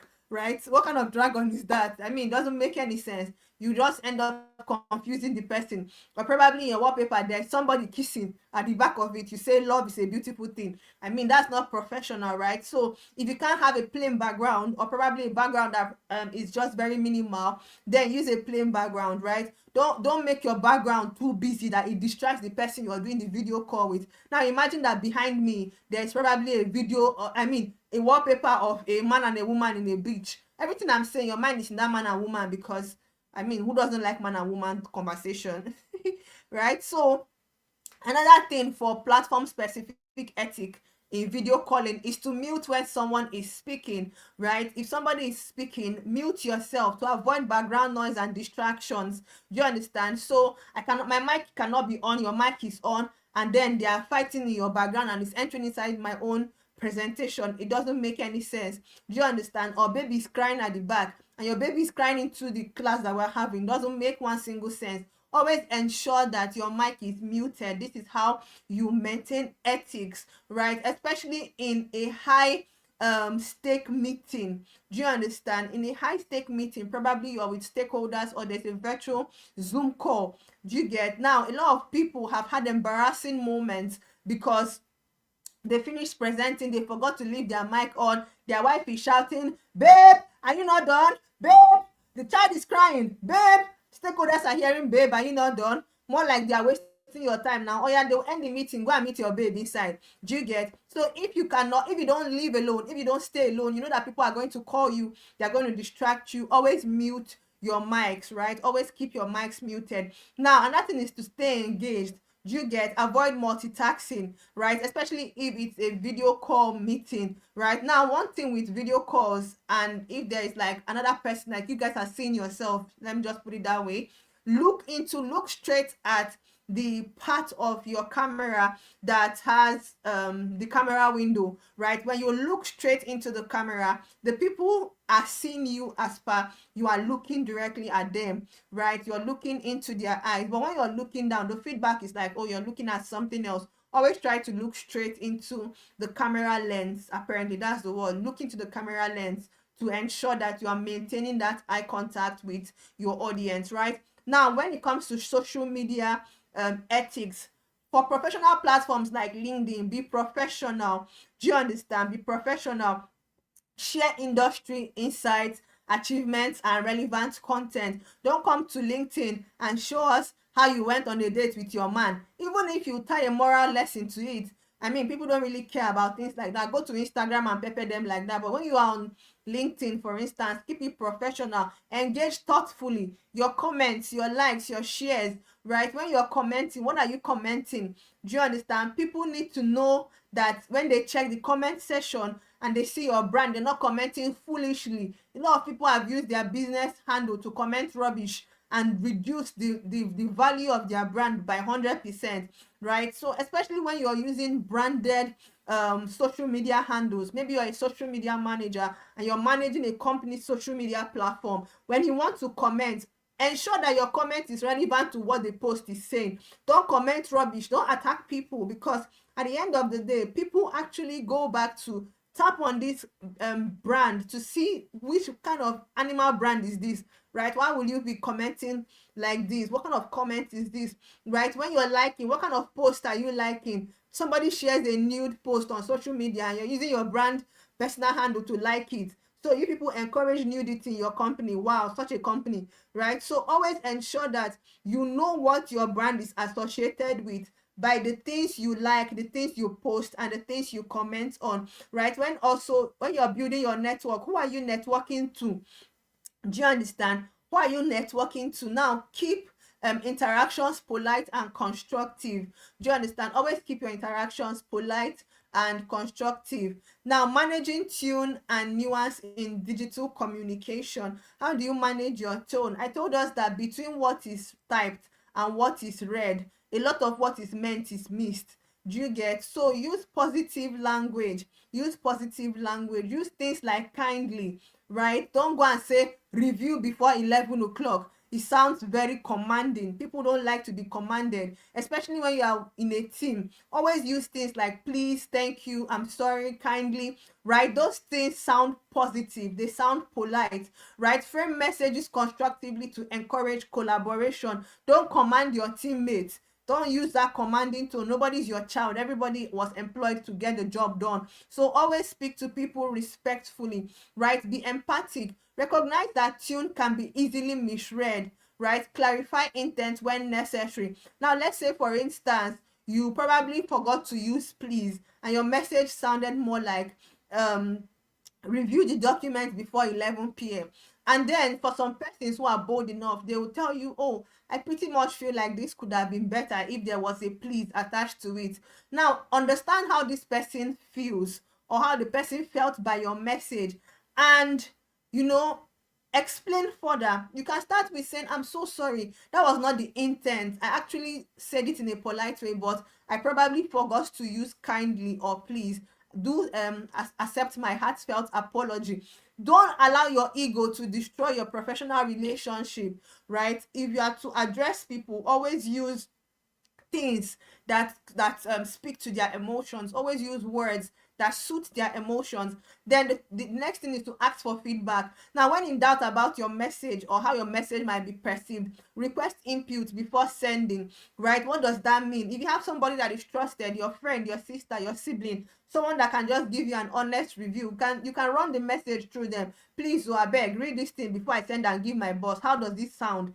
Right? Don't be too big to ask questions. No matter how professional you are, irrespective of how long you've been in the professional space, don't assume that a person can receive your message the way you intend it to be received. Always try to double check or run it through someone else, right? Especially if you are not sure. The moment you start doubting how your message sounds, please ask somebody else to read it for you, so that they can tell you that from a neutral person's perspective, this is how it sounded, emotionless or emotioned. Always ask people to, vet what you've written before you send it out. Now, what are the common mistakes to avoid? Overloading emails or messages. I said this before. Avoid sending unnecessarily long or frequent updates. Now, speaking to frequent updates, some people that like to do over sabi, like you want to make it look like you are working. We know you're working. Do your work and let your work speak for you, right? So every two market days, you come, sir, here's a progress report. We went to the market, we bought rice, we came back. Okay, well done. Tomorrow, sir, here's a progress report. We just ate the rice. Okay, well done. Next tomorrow, sir, the rice has digested. We just finished digesting the rice. Okay, thank God it digested. The next day, sir, I just went to the toilet and I've pulled out the rice. Tell you, well done for pulling the rice. The next day you come back, sir, I want to go and buy more rice. You are mean, what's that? Doesn't make any sense. So what you need to do is, sir, we bought rice, the rice has digested. Keep your updates short and professional. No need for frequent updates, because the more you're in somebody's face, the more you lose value. That's one thing you need to understand. This person is not your boyfriend, it's not your girlfriend, it's not your husband, it's not your loved one. It's just somebody that is in the office with you, and every day you're in their DM sending rubbish. Tomorrow they see your message, they don't open it, because what are you saying? What the hell are you sending? What are you sending me all the time? Please, I'm busy. They'll start giving you busy attitude, because every single day you are writing something. Don't write every day in a professional space. If you are not reporting something, please drink water and drop your cup. You will not die. Loneliness doesn't kill anybody. So the next thing is, avoid using all caps or excessive punctuation. Now, all caps, please reply immediately. Everything is in capital letter. It feels like you're shouting at me. Don't shout at me, my dear. You did not employ me. Do you understand? Please reply, urgent. Everything capital letter. When I open that kind of message, first thing my heart will skip. Then when I read the message and it's not urgent, I will not even respond to it, because why are you shouting? Do you get? Don't write in all caps. Write your message as it should be written. Observe proper, use of caps and small text. Caps when you want to introduce or start a fresh paragraph. Now, small text for body context. Don't write every single thing in capital letter. It becomes too blocked. I can't even read. Nobody can read it. Now, another thing to avoid is ignoring context. Tailor your communication to the platform an audience? What context? Who are you talking to? What platform are you using to communicate to this person, right? How does this platform operate in terms of, ethics and all of that? Now I think we've come to the end of this class. I told us that this class is very short. It is probably just helping us, be able to communicate better in the digital space, and that is one space that is currently thriving for professionals. A lot of professionals are moving to the online space because of the flexibility it brings, because of, the ability to multitask in terms of having multiple jobs. Now by working remotely, you are able to, have 2 3 jobs, and you just segment your time to attend to each and every one of them. But in doing all of this, it's important to always remember that you are dealing with human beings, that I'm using my device and it's just me talking in my space. It doesn't mean that there are not people who are listening to this and who will listen to it in the future. And the way I communicate to them, irrespective of whether it's a digital platform or not, determines if they will come back tomorrow, right? We've run this class for 9 days now, merging day 8 and day 9 together. Let's just say apparently 9 days, and people keep coming back to class because the communication is polite. There is recognition of emotion, there is respect for people's time, right? So in all of this digital communication, it's important that we always remember that we are talking to human beings. Do you understand? Then I just got a chat on my laptop on WhatsApp. Please kindly confirm that you can hear me on YouTube. People on YouTube, please confirm that you can hear me. Somebody should just confirm that they can hear me quickly, please. Please, if you're on YouTube and you can hear me, kindly confirm that you can hear me so that we can attend to questions.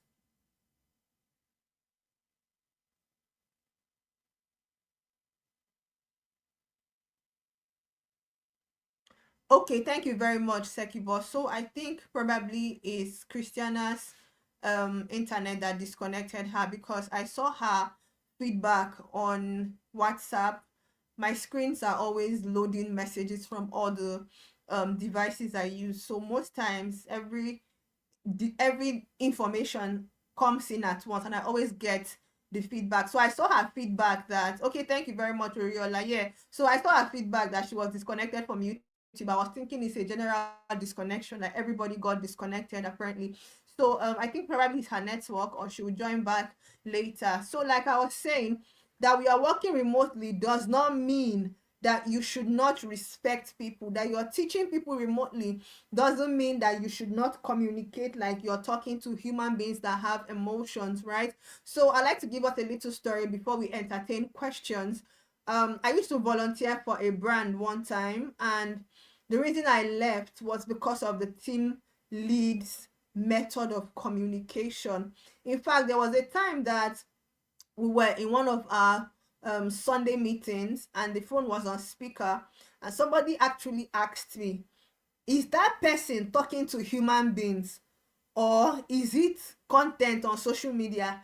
I couldn't stop laughing. I'm like, it's a meeting. Like, this person is actually talking to somebody else on the team. And the funny part is that it is a volunteering work, and you are speaking to me like this. And it wasn't even me they were speaking to, because one thing I've learned when it comes to working with people is that the moment I get on board, I try to understand everybody's personality and how to follow you. It's very important as professionals we do this, right?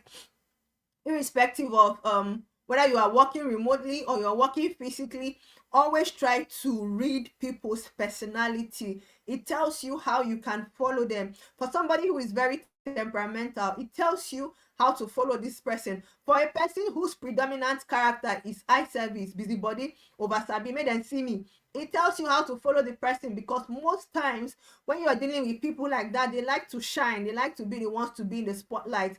So always do your job and leave the spotlights for them, because the moment you start dragging spotlights for them, they start looking for holes in your work. They start looking for how to bring down your work, because to them you are a threat.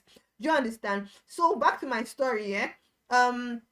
because I'm somebody that's mastered how to respect myself and how to just get the job done. I basically just did my thing and sat back and watched the way they talk to other people. And I'm like, this stuff doesn't make one single sense. It's never going to make sense to me, because you're talking to human beings. Even if it's a paid job, there's no right, no moral justification on earth, in heaven and in hell, to speak to anybody like that. Do you understand? So always understand that at the back of your communication are human beings that are paying attention to you.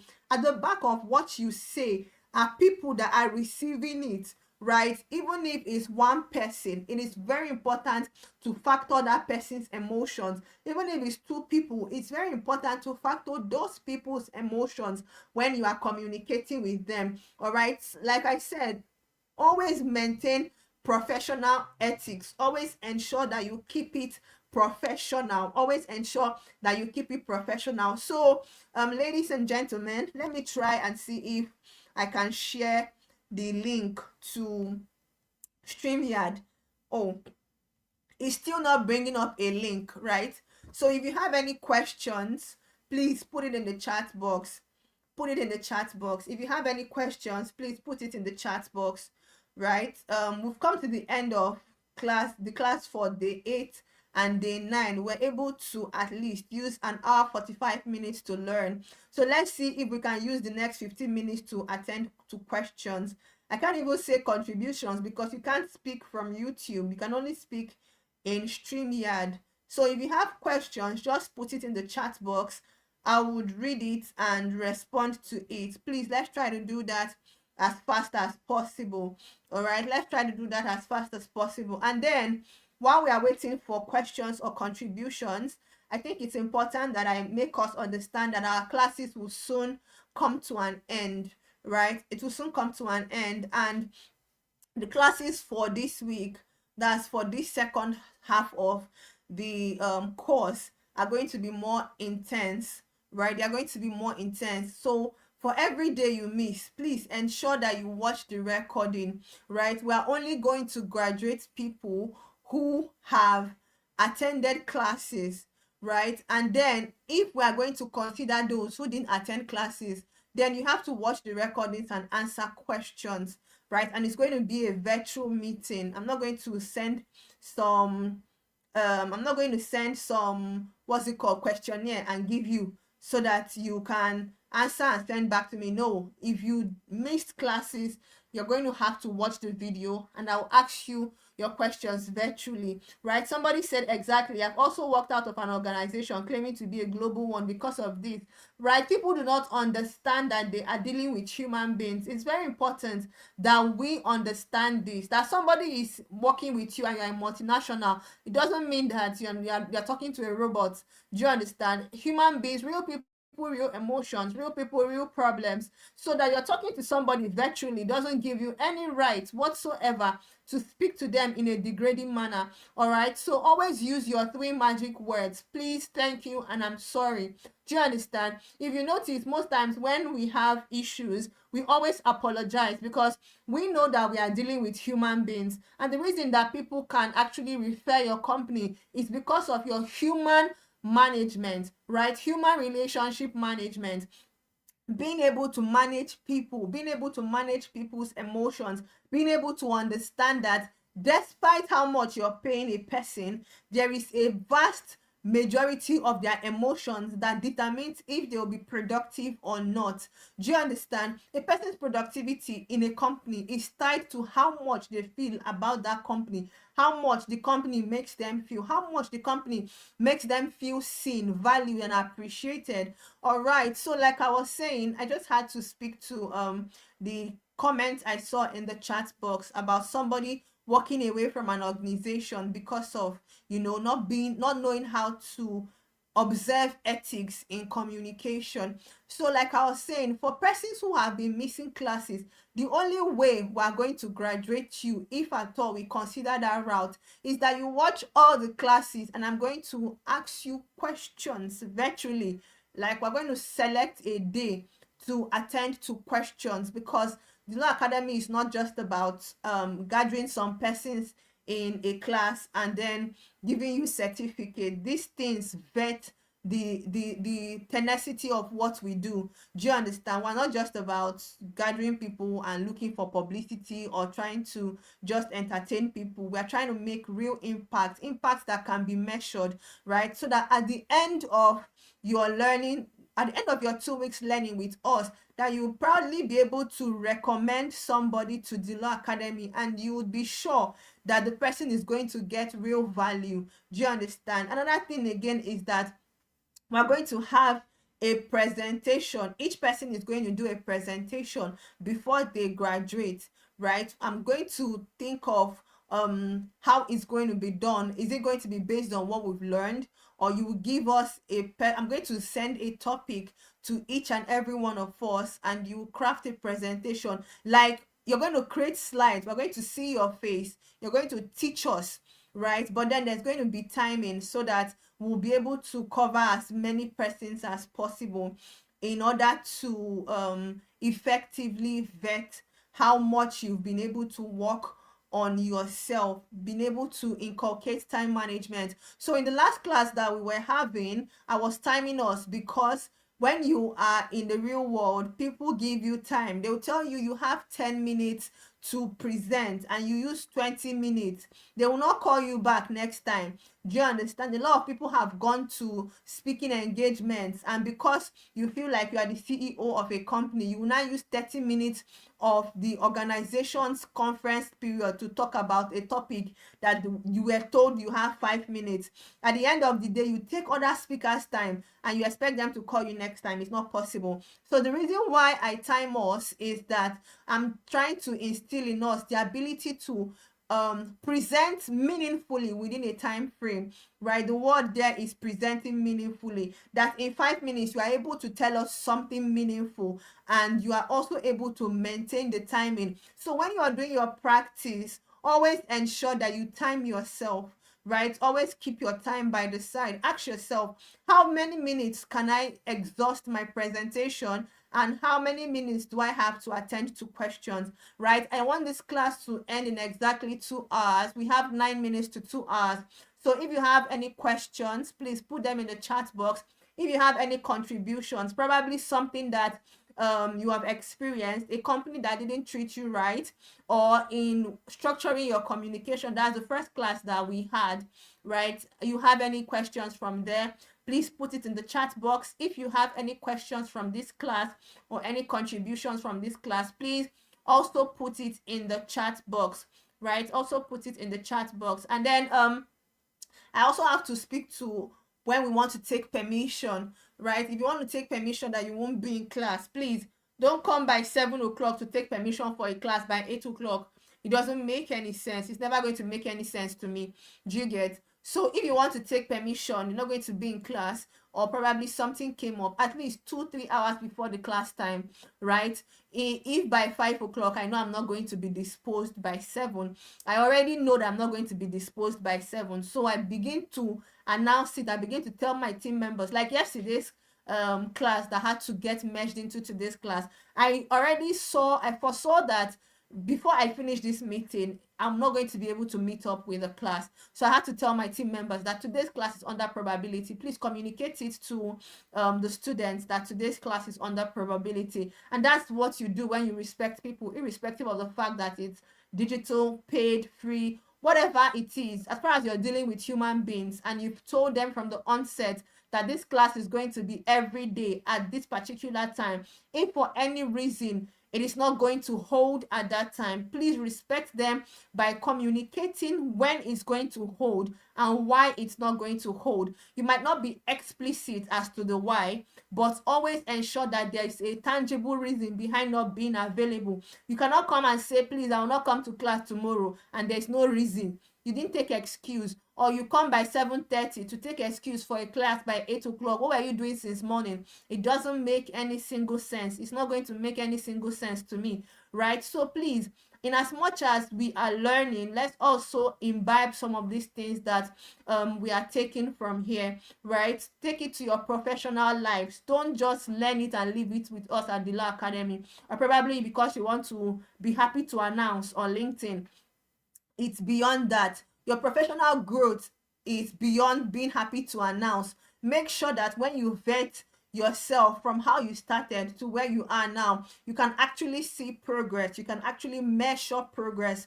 All right, another thing again I need to speak to is that we're going to have a milestone form, right? There's something called a milestone report form. So we've exhausted week 1. We want to know how far you've been able to learn in week 1. How did you come and how far have you gone, right? What were the challenges you came with, and what are the improvements you're seeing now? I remember that Mr. Olufemi, when he came, he had filler word issues, right? And we all could see that in subsequent presentations he was able to, start filling off those filler words with actual thoughts, right? Because most times we use filler words to connect our thoughts, but when you are able to calm your nerves and actually connect your brain to your mouth, you realize that those filler words eventually start disappearing, right? So we're going to have a milestone report form sent to us probably tomorrow, on or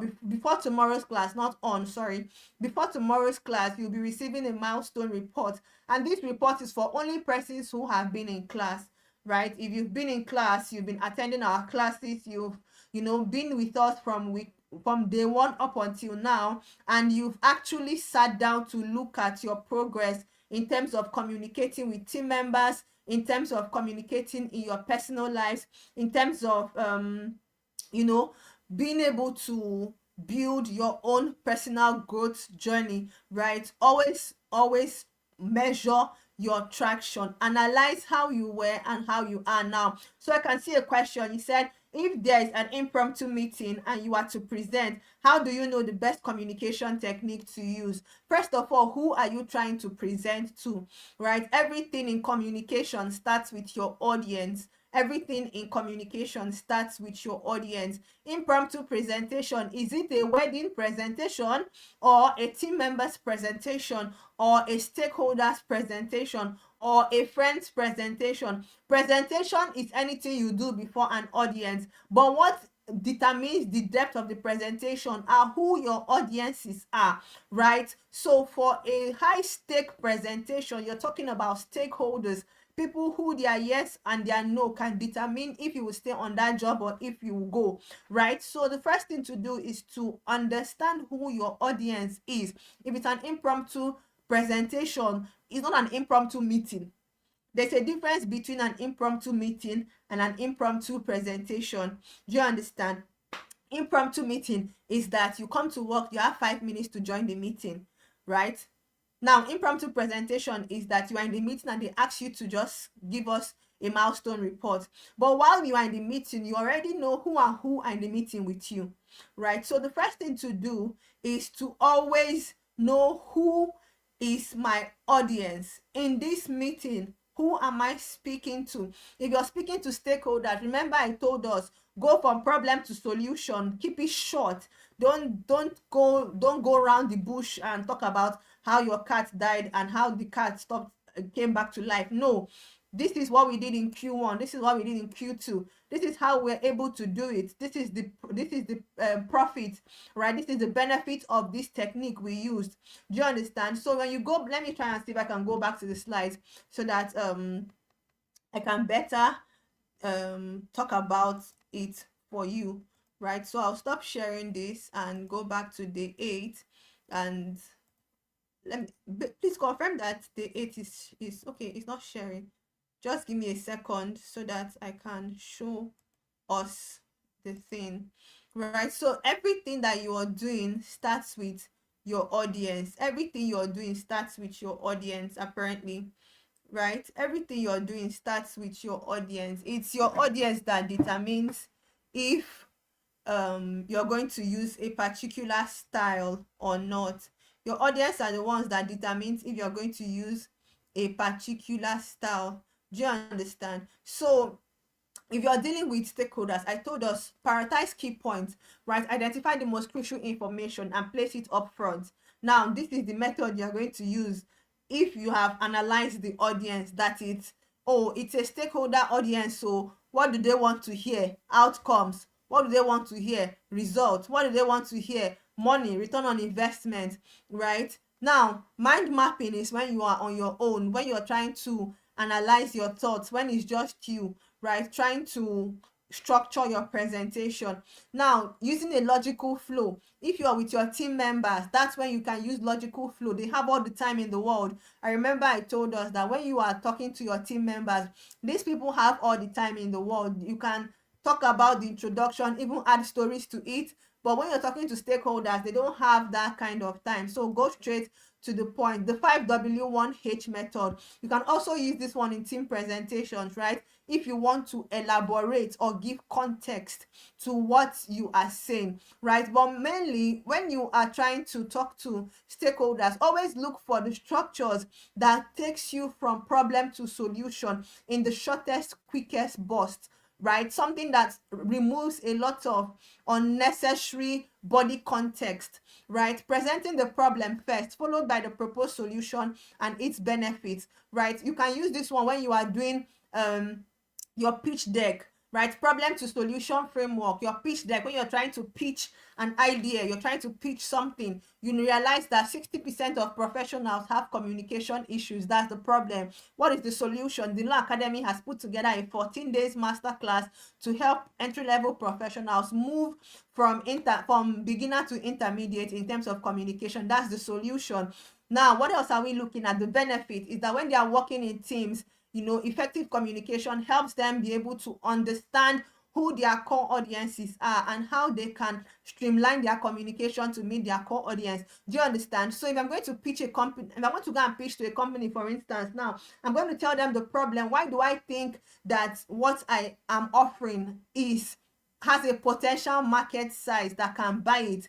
Because you've said that 60% of entry-level tech professionals have communication issues. That's the problem. What is the solution? The Law Academy has created a 14 days masterclass to help professionals go from intermediate or from entry level to intermediate in terms of their communication. What are the benefits, right? Improved collaboration, project delivery, and product launch, right? So always know who you are speaking to.